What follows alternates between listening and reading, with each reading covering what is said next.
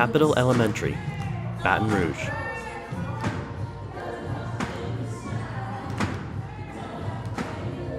We have Harambe every morning.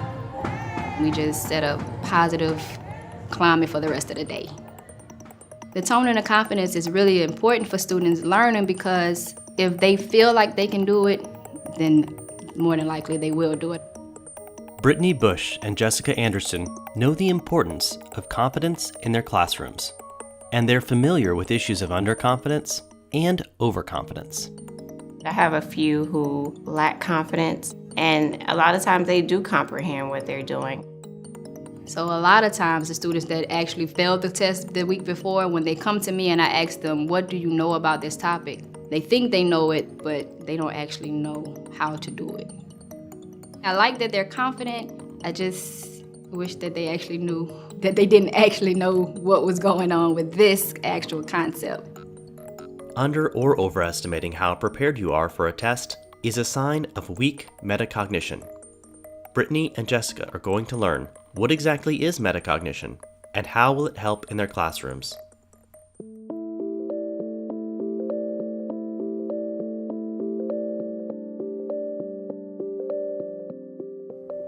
The more we can make a thinking process visible, the better we can understand how to make it more effective. That's what metacognition is all about. In a nutshell, metacognition is thinking about thinking. It's knowledge about our thinking processes. It is broken down into three main processes: how we plan, how we monitor, and then how we assess. When we can plan out our studying, when we can plan out how we're going to tackle a complex task, our studying and learning becomes better. Teachers can ask questions that get students thinking about how they'll know what they'll need to know. How will the students learn what they need to learn? What goals should the students set for themselves? How will they reach those goals? I ask them a question about the overall concept that we're actually working on that day, and tell them, please, tell me, what do you know? What do you want to know? Monitoring means encouraging students to think about their thinking while they're learning or practicing something. Students should be asking themselves, am I on the right track? Is there a different strategy or approach? Does this seem accurate? Take Brittany's math class, for example. There was a student who gave an answer, and Brittany just said, think about that a moment. Does that sound right? He just took 3 or 4 seconds, said a little bit aloud, and realized that it wasn't the right answer. So right there, it was that, let's take that time for that metacognitive work to take place. The goal is to get kids monitoring their own thinking, to think not just about the right answer, but how they're getting there. Those questions that you reminded them to ask each other are actually great metacognition questions. Hey, why do you know? What's the evidence? That's great metacognition, because you've already got them to know what questions to ask each other, and now they've just got to make sure they ask themselves the same questions.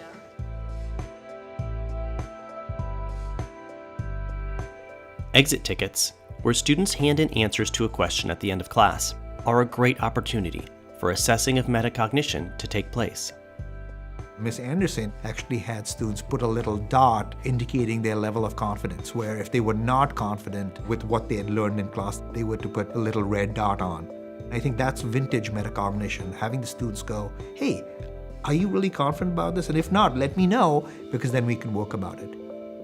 Modeling metacognition is easiest when teachers show how they deal with challenges themselves. If a student asks a question and you're not entirely sure, think aloud as you walk out a solution. For students to see you doing that out loud, that's one of the best ways to model it. Brittany and Jessica started using the color-coded system to monitor throughout class time, rather than just at the end. Let's rate what we feel in the beginning, and then after we have this discussion, let's see if we feel a different way, thinking about how we think. And then we re-rate our question at the end. Most students just gave themselves a green, no matter what. I had to make them realize that I wasn't expecting them to be green. I really didn't want them to be green. I wanted them to grow from red to green. They realized that the ratings were for themselves and not for me, and then they started being more honest. They didn't want to be overconfident anymore. They wanted to be honest with how well they could master a skill. Brittany also communicated with students about their understanding through private online reflection logs. They'll talk about what they did in class, what struggles they had that day in class, what were their successes that day in class. You know, it's a live doc. They can go in, I can go in and talk about it. We have comments on the side. They come in and they say, well, today I had trouble with adding fractions with unlike denominators. I can go and address that in the comments. They come back the next day or the next few days and they don't have those issues anymore and they stop making those same mistakes. I've purposely made mistakes as I went through lessons so that they can see that sometimes even as a teacher, we're overconfident. A lot of these strategies and techniques take practice, they take repetition, they may not work the first time, and I think you've got to be ready for that. But don't give up, because we have years of research showing that the more metacognitively aware our students are, the better they can learn. Implementing metacognition strategies is something that we as teachers have probably been doing. We've probably done a lot of these things, so it's not scary. It's not hard, but it's really specific. It's strategic. You have to come up with ways of actually implementing this in your classroom so that you feel confident, your students feel confident.